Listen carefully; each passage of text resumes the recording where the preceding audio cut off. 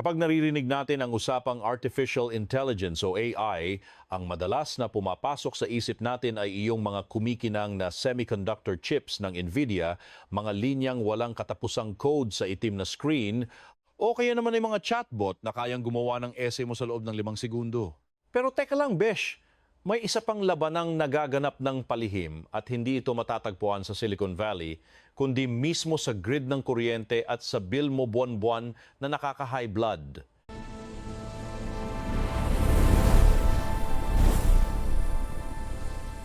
Welcome back sa ating usapan. Ako ang inyong macroeconomic expert na medyo pagod na sa taas ng bilihin at ngayong araw ay hihimayin natin ang isa sa pinakamalaking krisis sa resources sa susunod na dekada. Ang giyera sa enerhiya sa pagitan ng mga dambuhalang AI data centers at ng mga ordinaryong taong tulad mo na gusto lang naman mag-electric fan. Lalo na dito sa Pilipinas, kung saan ang presyo ng kuryente ay kasing taas na ng pangarap mo at isa sa pinakamahal sa buong Asya, ang pagpasok ng mga tinatawag na hyperscalers o mga dambuhalang data centers ay hindi lang basta balita tungkol sa FDI o foreign investment, kundi isang ticking time bomb para sa ating energy security. Naitanong mo na ba sa sarili mo, tuwing nagpapagawa ka kay ChatGPT ng picture ng pusa na nakasuot ng barong, gaano karaming kuryente ang nilalamon niyan sa background? Huwag kang magugulat kung malaman mong itong AI boom na ito ay unti-unting pinipiga ang supply ng kuryente sa buong mundo, pinapamahal ang mga kontrata sa malinis na enerhiya at pinipilit ang mga politiko na pumili sa isang nakakalitong sangandaan. Uunahin ba ang kuryente para sa mga tech giants para kunwari ay digital era na tayo o poprotektahan ang kuryente para sa milyon-milyong pamilyang hirap na sa inflation? Sa susunod na 45 minuto, tatalakayin natin ang masalimuot na problemang ito sa ekonomiya. Ang terminong cloud computing ay parang isang malaking budol o ilusyon na ginawa para sa ating mga consumer. Akala kasi natin, ang ating data at mga AI models ay lumulutang lang sa isang mahiwagang ulap na walang bigat, hindi nakikita, at hindi gumagamit ng physical na resources. Pero ang katotohanan sa ekonomiya ay napakasakit at napakapangit. Ang ulap na iyan ay gawa sa milyon-milyong tonelada ng bakal, semento, fiber optic cable sa ilalim ng dagat at ang pinakaimportante, mga makinang lalamon ng kuryente na parang walang bukas. Ang mga modernong data centers ay ang mga pabrika ng ika-21 siglo. Sa halip na bakal o kotse, ang produkto nila ay computing power. Para mapatakbo ang libu-libong GPU o graphics processing units na nagtatrabaho ng todo para i-train ang mga large language models, kailangan ng mga pasilidad na ito ng dambuhala at tuloy-tuloy na enerhiya, hindi tulad ng mga lumang industriya na pwedeng mag-break muna o huminto kapag peak hours. Ang mga AI data centers ay kailangang tumatakbo ng 24 oras, 7 araw sa isang linggo at bawal magkaroon ng interruption kahit 1 millisecond lang. Sa macroeconomics, tinatawag itong energy demand shock na sobrang rigid o matigas kapag ang isang entity na kumakain ng kuryente na kasing dami ng isang maliit na lungsod ay biglang sumulpot, binabago nito ang buong istruktura ng resource allocation sa lugar na iyon. Ang ating grid, na dinisenyo lang naman para sa normal na paglaki ng populasyon at tradisyonal na industriya, ay kailangang mag-split sa dalawa para kayanin ang demand ng AI na parang rocket ship ang pagtaas. Dito sa Pilipinas, ang bayad sa kuryente ay hindi lang basta gastos sa bahay. Isa itong malaking pasakit sa ekonomiya. Dahil sa presyong pang-international pero sahod na pang-lokal, ang mga Pinoy at maliliit na negosyo ay kailangang magtipid sa bawat kilowatt hour. Ang bill ng Meralco buwan-buwan ay parang horror story lalo na tuwing tag-init kapag ang El Nino ay nananalasa at kailangang mag-aircon ng lahat. Ang ating kuryente ay nakadepende pa sa mga imported na fossil fuels gaya ng uling at LNG, kaya naman konting gulo lang sa mundo, taas agad ang singil. Ngayon, isipin mo na may isang higanteng hindi nakikita na biglang sisingit sa pila ng kuryente nating siksikan na nga at mahal pa. Yan ang mga AI data centers. Kapag ang mga malalaking tech companies ay tumingin sa Metro Manila, Cavite o Laguna para magtayo ng kanilang mga server farms, dala nila ay isang uhaw sa enerhiya na walang katapatan Ang pagdating nila ay gumagawa ng biglaang pressure sa supply na sagad na sagad na. Sa ekonomiya, kapag tumaas ang demand pero ang supply ay hindi makasabay dahil ang pagpapatayo ng mga planta ay inaabot ng siyam-siyam, ang presyo ang unang sasabog. Ang pressure na ito sa inflation ay papasok sa bawat tahanan at uubusin ang tunay na halaga ng kinikita mo. Para mas maintindihan natin kung gaano katindi itong lamon ng kuryente, tingnan natin ang mga numero. Charot lang, seryoso ito. Sa loob ng maraming dekada, sanay tayong mag-search sa Google. Ang isang normal na search ay gumagamit lang ng 0.3 watt-hours ng kuryente. Napakalit finan. Napakalit niyan dahil na-optimize na ng mga tech giants ang kanilang servers. Pero ang pagdating ng generative AI ay parang sinira ang lahat ng limitasyon. Ang isang prompt o utos mo kay ChatGPT ay nangangailangan sa system na i-activate ang bilyon-bilyong parameters para lang hulaan kung ano ang susunod na salita. Ang prosesong ito ay kumakain ng average na 2.9 watt-hours kada query, halos 10 beses na mas mataas kaysa sa lumang search. I-multiply mo yan sa milyon-milyong tao na gumagamit ng AI araw-araw para gumawa ng email, mag-code o makipag-usap lang sa bot dahil bored sila. Ang kabuuang kuryente ay dambuhala. At yan ay inference stage pa lang o iyong sumasagot na ang AI sa iyo para iyang coaching tumatakbo sa kalsada. Malakas sa gas pero steady lang. Pero ang paggawa sa coaching iyon o ang training ng AI model mula sa simula, iyon ang totoong black hole na lumalamon ng enerhiya. Itong micro-energy shock na ito, kapag pinagsama-sama sa buong mundo, ay bumabago sa mapa ng konsumo ng kuryente sa daigdig. Ang pag-train ng isang model gaya ng GPT-4 o Gemini ay nangangailangan ng 10,000 GPU na tumatakbo ng todo sa loob ng maraming buwan. Sa yugtong ito, ang mga servers ay kumakain ng 10 gigawatt hours. Para mas madaling ma-imagine, ang kuryenteng ginamit para i-train ang isang advanced AI model ay katumbas na ng konsumo ng libu-libong pamilyang Pilipino sa loob ng isang buong taon. At hindi lang ito isang beses mangyayari. Ang AI arms race ay nagpipilit sa mga kumpanya na mag-update at mag-train ng bago at mas malalakas na models gamit ang mas maraming data. Kaya naman ang demand sa enerhiya ay hindi hihinto, kundi lalo pang bibilis. Sa pananaw ng macro investment, isa itong malaking sunk cost para sa mga tech companies. Para makatipid, naghahanap sila sa buong mundo ng mga lugar na may murang kuryente at maraming supply. Pero dahil ang Amerika at Europa ay nagsisimula ng maghigpit sa environmental rules at grid capacity, ang agos ng investment sa data centers ay papunta na sa mga emerging markets sa Asia. Ang paglipat na ito ng puhunan ay nagdadala ng matinding pressure sa energy infrastructure ng mga bansang tumatanggap sa kanila, kaya kailangang mamili. Panandali ang paglago ng ekonomiya o pangmatagalang katatagan ng kuryente, ang pagkauhaw sa enerhiya ng AI ay nanggagaling mismo sa pisikal na katangian ng hardware nito. Ang puso ng AI revolution ay ang mga GPU, gaya ng H100 ng NVIDIA. Hindi tulad ng mga CPU sa laptop mo na dinisenyo para sa paisa-isang task at para makatipid sa baterya, ang mga AI GPU ay ginawa para gumawa ng milyon-milyong kalkulasyon ng sabay-sabay. Ang kapalit ng bilis na ito ay ang sobrang lakas na konsumo ng kuryente. Ang isang rack ng servers sa mga lumang data centers ay kumakain lang ng 5 hanggang 10 kilowatt.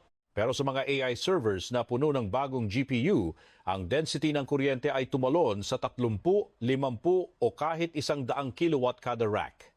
Ang pagtaas na ito ay nagpapabago sa usaping teknikal at ekonomikal ng pagtatayo ng data center. Kailangan ng mas makapal na kable, mas malaking transformer, at mas komplikadong distribution system.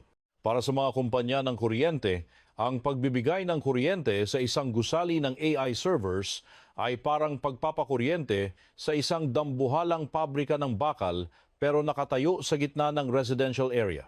Ang pressure sa mga lokal na substation ay napakatindi at baka bigla na lang sumabog ang kuryente sa paligid mo dahil dito. Pero ang kuryente para sa chips ay kalahati lang ng kwento. Ayon sa batas ng thermodynamics, Ang lahat ng kuryenteng ipinasok sa mga GPU na ito ay magiging init sa huli. Kung hindi mo lalamigin ang mga mahal na chips na ito, matutunaw sila sa loob ng ilang segundo. Kaya naman, ang malaking bahagi ng kuryente ng isang AI data center ay napupunta lang sa cooling system. Dati, pwedeng fan lang at aircon ang gamitin. Pero sa tindi ng init ng AI hardware ngayon, hindi na sapat ang hangin.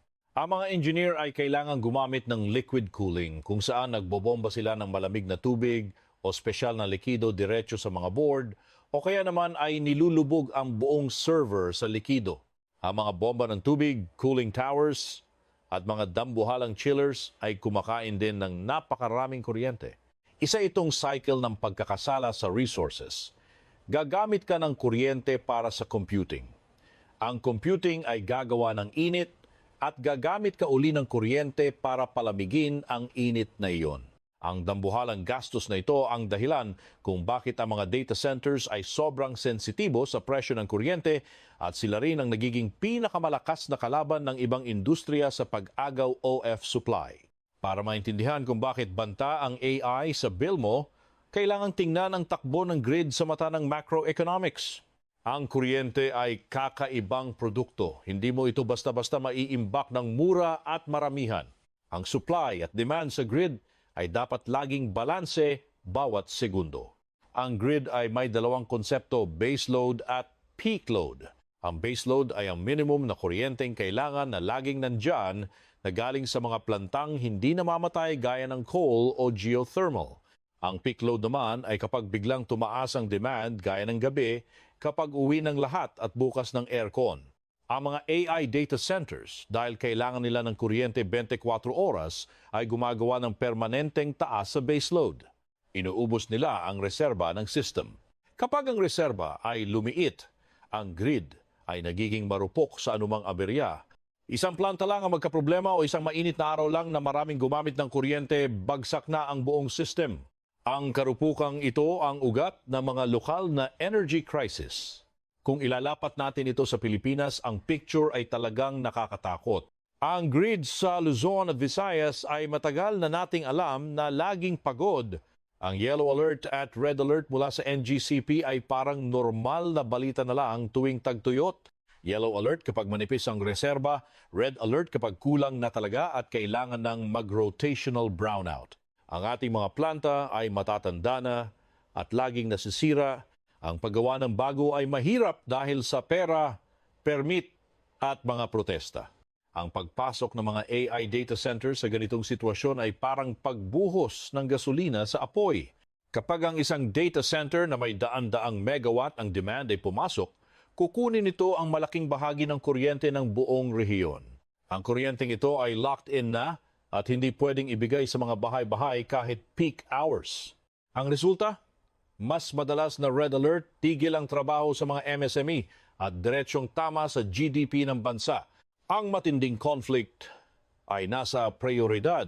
Habang ang mga tao ay napipilitang tanggapin ang brownout ng ilang oras para sa mga AI data centers, ang mawalan ng kuryente kahit sandali ay isang financial disaster. Ang mga pasilidad na ito ay kailangang may uptime na 99.999%.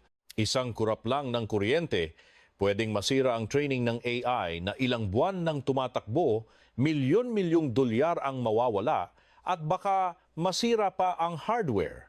Kaya naman, ang mga tech giants ay pumipirma ng mga priority contracts sa mga distributors, sinisiguro na sila ang huling puputulan ng kuryente kapag overload na ang grid. Nagtatayo rin sila ng mga dambuhalang diesel generators bilang backup. Pero ang pag-asa sa diesel ay mahal at madumi sa kapaligiran, kabaligtaran ng kanilang mga green promises. Kaya ang goal nila ay laging sipsipin ang stable na kuryente mula sa grid.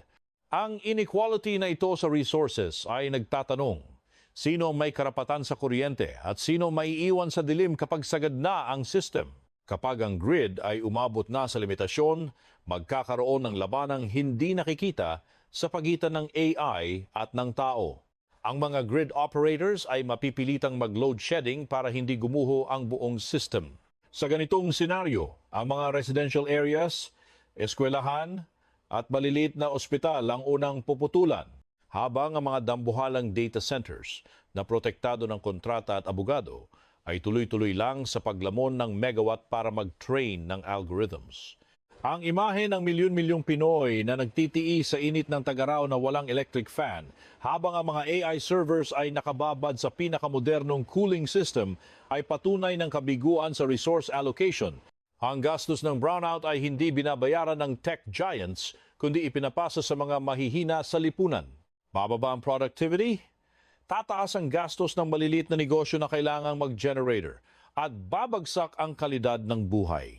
Ito ay isang classic na negative externality sa ekonomiya kung saan ang kita ng AI ay napupunta sa iilang kumpanya pero ang hirap at gastos sa infrastructure ay pasan ng buong bayan. Para hindi masyadong magalit ang publiko at ang mga ESG investors, ang mga higante gaya ng Microsoft, Google at Amazon ay nangangako ng net zero emissions. Sinasabi nila na ang kanilang data centers ay tatakbo sa 100% renewable energy. Sa papel, mukha itong maganda. Pero sa macroeconomics, ang mga green promises na ito ay nagpapasimula ng bagong giyera sa energy market. Ang renewable energy gaya ng solar at wind ay limitado lang at depende sa kalikasan. Kapag ang mga tech giants na may bilyon-milyong dolyar ay pumasok sa market ng green energy, nilalamon nila ang lahat. Handa silang magbayad ng mas mahal para makuha ang lahat ng supply ng bagong tayong solar farms para lang maging maganda ang kanilang sustainability reports. Dahil dito, tumataas ang presyo ng renewable energy contracts at ang paradox ay ito. Ang pagpapakitang tao ng mga AI data centers na maging green ay inuubusan ng malinis na kuryente ang bansa, kaya ang ibang sektor ay nawawalan ng pagkakataon na mag-transition sa malinis na enerhiya. Ang gamit nilang sandata para makuha ang green energy ay ang Corporate PPA o Power Purchase Agreement. Sa mahabang kontrata, nangangako ang data center na bibilhin ang lahat ng kuryente ng isang solar o wind farm sa loob ng 10 hanggang 20 taon sa fixed price. Para sa mga developers, maganda ito dahil madali silang makakahiram sa bangko, pero para sa grid, masalimuot ito. Kapag ang malaking bahagi ng green energy ay nakalock na sa mga AI data centers, ang supply para sa publiko ay kumakaunti. Ang kuryenteng gawa ay hindi napupunta sa grid para mapababa ang singil sa lahat, kundi diretso sa mga computer. Ang mga dambuhalang kumpanya na may AAA credit rating ay madaling talunin ang mga lokal na electric cooperatives o local factories sa negosasyon. Kinukuha nila ang pinakamagandang project sa pinakamagandang lokasyon at ang natitira para sa atin ay iyong mga mas mahal at mas risky na projects.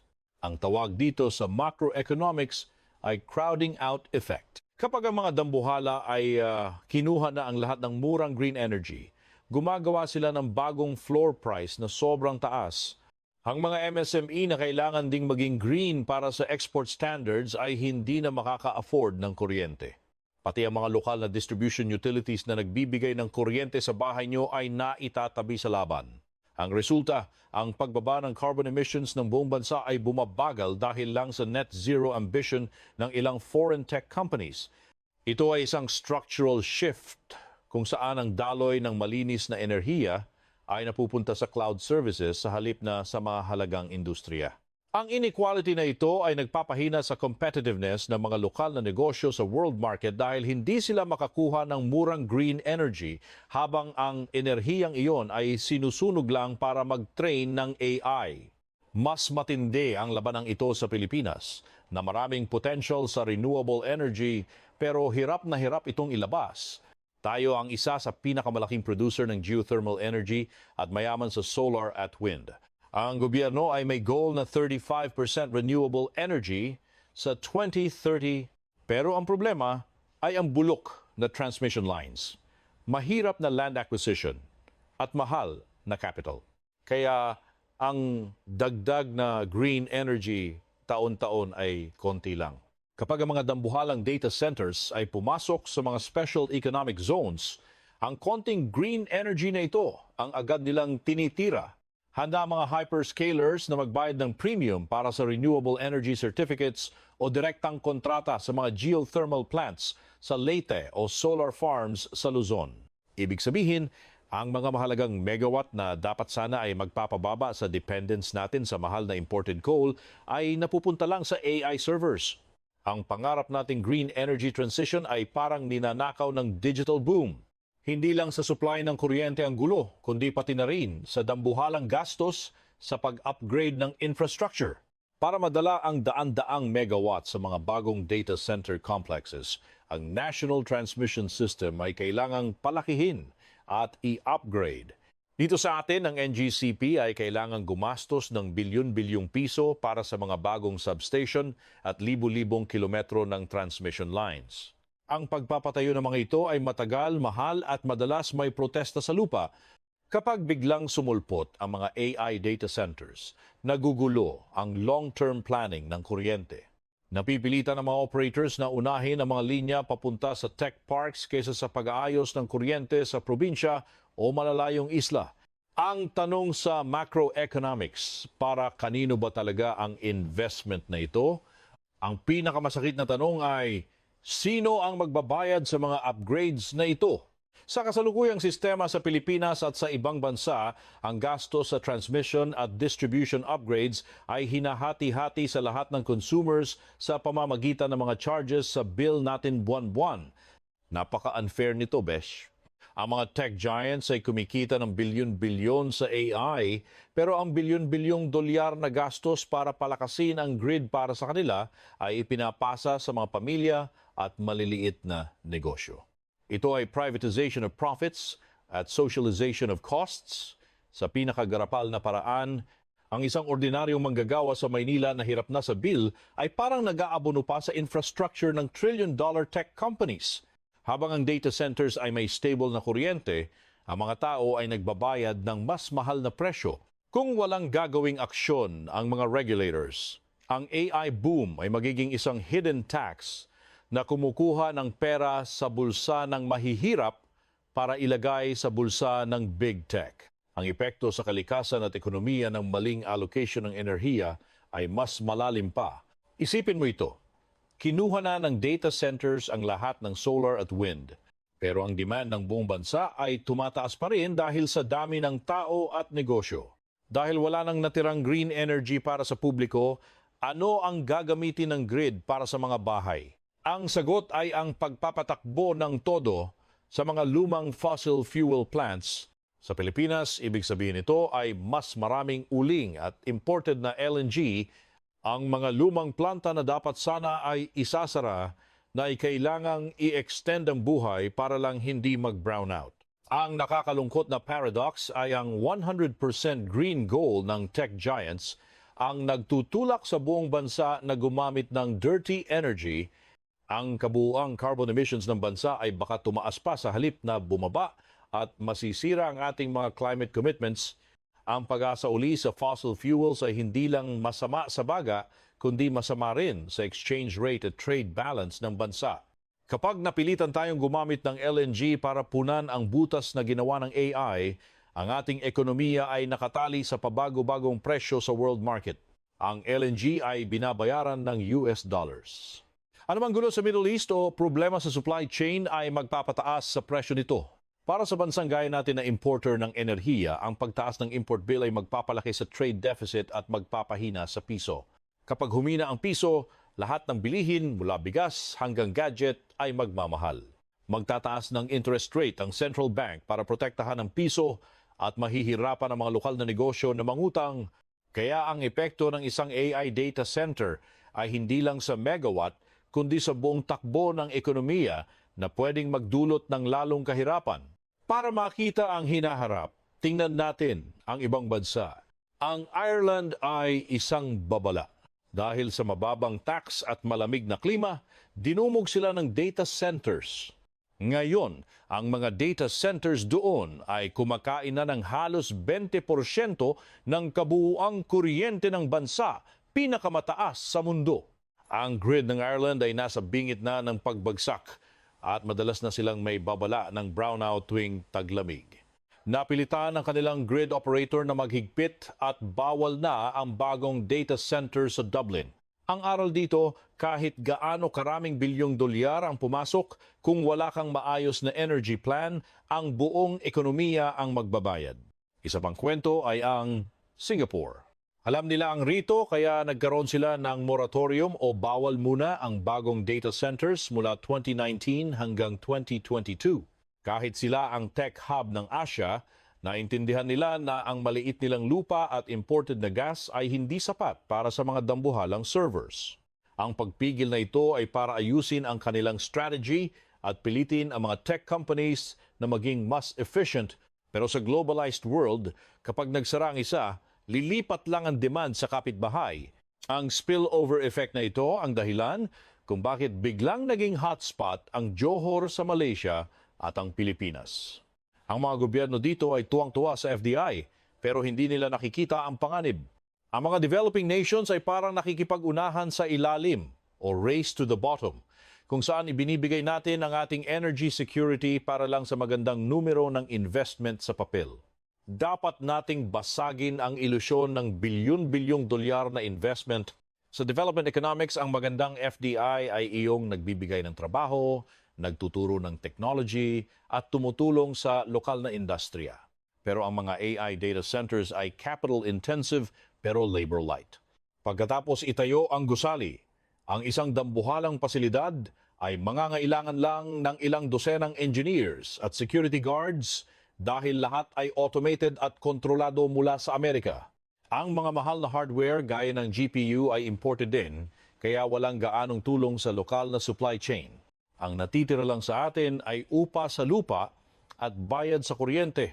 Pero kung ang kuryente ay hindi tama ang presyo at tayo pa ang nag-aabono sa grid upgrades, lugi pa ang bansa. Kapag ang kuryente ng lahat ay tumaas dahil sa AI at nawalan ng laban ang ating mga exporters, ang net benefit ng FDI na ito ay baka negative pa. Hindi lang kuryente ang problema, kundi pati tubig. Ang Water Energy Nexus ay isa sa mga nakakalimutang panganib ng AI. Para palamigin ang mga servers, kailangan ng milyon-milyong litro ng malinis na tubig araw-araw para sa cooling towers. Sa isang tropikal na bansa gaya natin, kung saan ang El Nino ay nagdudulot ng tagtuyot, ang tubig ay ginto. Ang labanan sa tubig sa pagitan ng AI computers at ng mga tao ay kasing tindi ng labanan sa kuryente. Kapag ang tubig ay kinuha ng data centers, ang pressure sa water supply ng lungsod ay tataas, lalo na sa tag-init. Isipin mo ang epekto nito sa Angat Dam, na nagbibigay ng tubig sa Manila at sa mga sakahan. Kapag may drought, binabawasan ng tubig sa irrigation para unahin ang mga tao sa Manila. Kung dadagdag pa ang mga uhaw na data centers, lalong kawawa ang mga magsasaka. Kapag walang tubig sa sakahan, bababa ang ani ng bigas, tataas ang presyo ng pagkain at lalong maghihirap ang mga tao. Ito ang epekto ng high-tech sa basic needs natin. Sa equation na ito, ang 1 litrong tubig ba para palamigin ng AI na gumagawa ng digital art ay mas mahalaga kaysa sa 1 litrong tubig para sa palay na kakainin natin? Ang pera ng tech giants ay bumabaluktot sa ating social priorities. May isa pang panganib sa huli, ang stranded assets. Mabilis magbago ang tech. Baka sa susunod na 10 taon, may bagong chips na hindi na malakas sa kuryente o kaya ay optical computing na. Kung mangyari iyon, ano ang mangyayari sa bilyon-bilyong pisong ginastos natin para sa higanting grid upgrades at mga bagong planta para lang sa AI? Magiging puting elepante ang mga ito, mga assets na wala ng silbi pero kailangan pa ring bayaran ng utang. Sino magbabayad? Tayo uli sa pamamagitan ng ating bills. Ito ang risk na dapat pag-isipan ng mga regulators bago sila mabulag sa AI hype. Ano ang dapat gawin? Hindi pwedeng lumang style pa rin ang gamit ng mga regulators. Kailangan ng special na presyo ng kuryente para sa mga hyperscalers. Hindi pwedeng bigyan sila ng industrial discount kung sila naman ang dahilan ng paghina ng grid. Dapat may tiered pricing o surcharge para sa kanila na sasagot sa grid upgrades at environmental costs. Sa madaling salita, dapat mas mahal ang kuryente para sa AI kaysa sa mga pabrika ng pagkain o gamot. Ito ang magtutulak sa kanila na maging efficient o magtayo sa mga lugar na hindi siksikan ng kuryente. Pangalawa, kailangang ipatupad ang additionality. Hindi pwedeng basta na lang silang bibili ng kuryenteng nandyan na. Ang requirement dapat bago sila payagan ay magtayo sila ng sarili nilang bagong solar o wind farms na mas malaki pa sa gagamitin nila. At dapat may sarili silang battery storage para hindi sila nakikisawsaw sa coal paggabi. Sa ganitong paraan, ang data center ay nagdadala ng dagdag na green energy sa bansa sa halip na nagnanakaw lang ng supply. Ang bigat ng responsibilidad ay nasa Department of Energy at Energy Regulatory Commission. Sila ang gwardiya natin laban sa pananakop ng tech giants sa ating resources. Dapat itigil ang mabilisang pag-approve ng projects ng walang grid impact study. Dapat transparent ang data kung gaano karaming kuryente at tubig ang kinakain nila. Ang macro planners natin ay dapat maintindihan na ang FDI ay hindi laging mabuti kung ang kapalit ay ang energy security at gutom ng mga tao. Ang pakikialam ng gobyerno ay hindi para pigilan ang progress, kundi para siguraduhin na ang AI ay makakatulong sa lahat, hindi lang sa mga bilyonaryo sa ibang bansa. Ang AI revolution ay isang malaking hakbang para sa tao, pero walang libreng tanghalian sa ekonomiya. Ang kapalit ng matatalinong algorithms ay ang dambuhalang uhaw sa enerhiya na hindi pa natin nakita noon. Kung magbubulag-bulagan tayo sa pisikal na katotohanan ng cloud computing, ang panganib sa ating bansa at sa bulsa ng bawat Pinoy ay napakatindi. Ang ordinaryong consumer ay hindi dapat ang nagbabayad para sa tech race ng mga trillion-dollar companies. Oras na para baguhin ang batas. Kailangan natin ng mas matalinong energy policies na humihingi ng accountability mula sa big tech. Ang paglago ng AI ay dapat nasa loob ng limitasyon ng ating kalikasan at infrastructure. Ang future ng tech ay baka walang hanggan, pero ang kuryente at tubig natin ay may dulo. Salamat sa pakikinig sa ating macroeconomic analysis. I-share ang inyong saloobin at huwag kalimutang mag-subscribe para laging updated sa mga kwentong ekonomiya na bumubuo sa ating mundo. Hanggang sa muli, paalam!